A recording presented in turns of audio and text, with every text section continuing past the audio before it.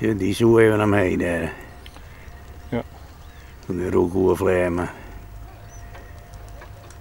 Dat kunnen wat wezen inderdaad. Het leent hem de moeite nog net maar echt achterom.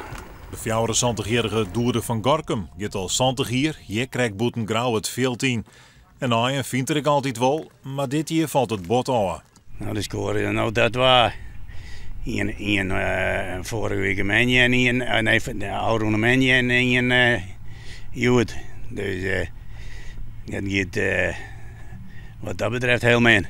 En dus ben je alle dagen het lijn? Ja, maar dit waren moesten ze er eigenlijk uit broezen, maar het schijnt om hier door rijden, dus net slagen te wollen. En hij is net de enigste die dit hier een soort moeite had om aan te vinden. Zelfs gewoon betoefde huisziekers hebben we nog heel niet gevonden. Nou, het gaat net al te best. Het blijkt dat er een heleboel huisziekers die klaaien erover dat het op het heden net best gaat.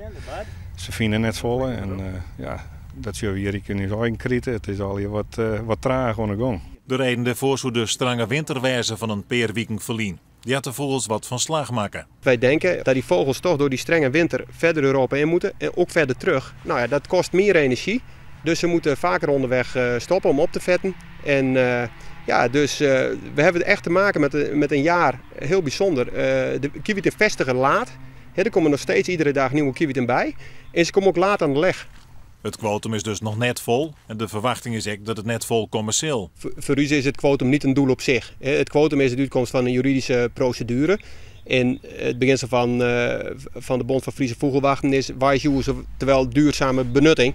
Nou, en als we ons verstand gebruiken en dat proberen we dan maar te doen, dan denken we dat nou een hele mooie tijd is om te beginnen met de nazorg. Want natuurlijk, als die boer klaar is, het gras kan na 4-5 weken groeien. Nou, die tijd hebben we gewoon ook nodig om die nazorg goed te doen. Want er zit natuurlijk een bult werk in.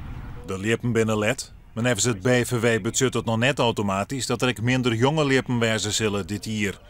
Het is net voorbij om naast nog te uitzieken dat het kwotum nog net vol is. Maar het BVW houdt wel het advies om er mooi op te houden. Ik al bloot dit seizoen de pet aan leeg.